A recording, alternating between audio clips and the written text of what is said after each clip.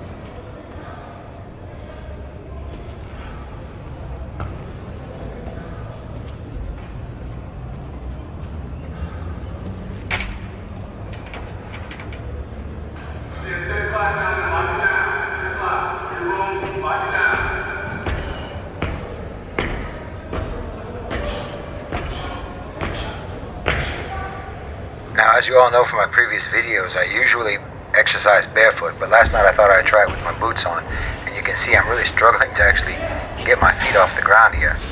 It's so heavy. But this is one of the things I always try to do in my exercise, which is to figure out some way that I can make it harder or make it more difficult. And whenever there's an exercise that I really dislike doing, I always try to incorporate it into my workout. Always try to take the thing that's hard for you to do and keep doing it until it's easy. You can do that for a couple of rounds. You can do that for 5 minutes, 1 round. Do the same set of exercises for the second round and do 10 minutes of just that. The idea here is to exhaust your legs first, because in boxing, if your legs go, you're going to lose the fight. So you need to be able to exhaust your legs and be able to keep fighting, keep exerting energy even after your legs have fatigued. So one of the ways that I approach exercise is to begin by trying to exhaust my legs. And then after that, I do the upper body and the full body type of workouts, and then I jog.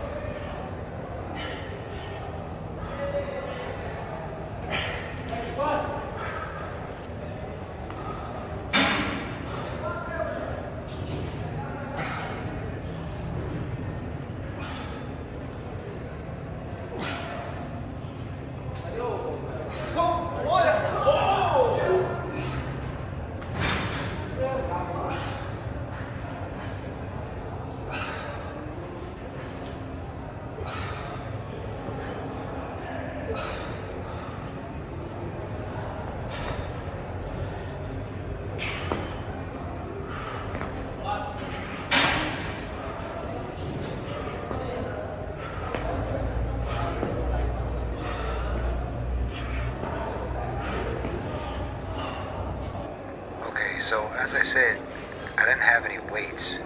I wasn't in a prison where we had a weight rack or anything like that. No barbells, no dumbbells, no nothing. So you find new ways to do it.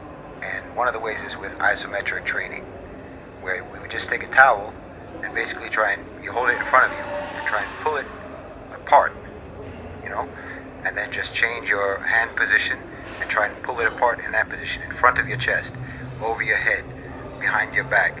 There's all of these different ways, and this genuinely does build muscle and build strength. It builds strength even more than muscle, but it also builds muscle mass.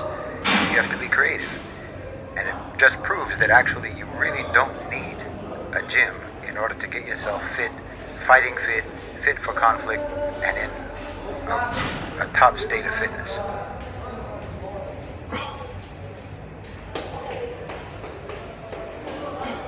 And when you're training this way, for muscle growth or for strengthening growth, you really have to be honest with yourself, because you're the only one who's pulling on the thing. Nothing is determining how heavy it is and how much exertion you have to put. So you have to put as much exertion as you can, and you have to be honest with yourself and genuinely exert as much power as you possibly can when you're pulling on that towel, and you'll see the results.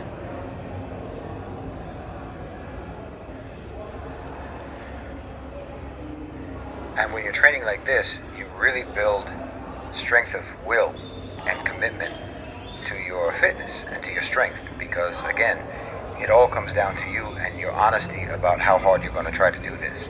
Because you could just barely pull on the towel and just kid yourself and just play. But if you're serious about it, you build a kind of mental toughness and a level of concentration and again, an honesty in your training that will serve you really in every area of life.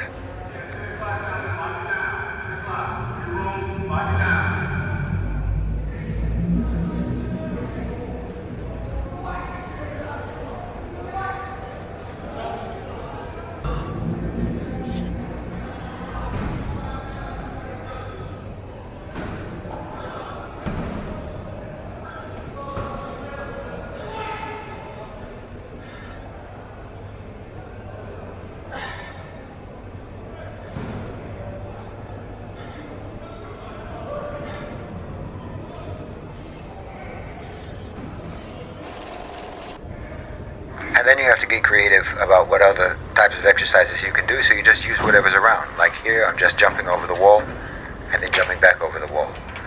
Now, by the time I was doing this, my legs were already completely exhausted, and as you can see, I couldn't make it on the landing. So I rolled. But even that's good practice, it's just, all of it is building up toughness, building up resilience.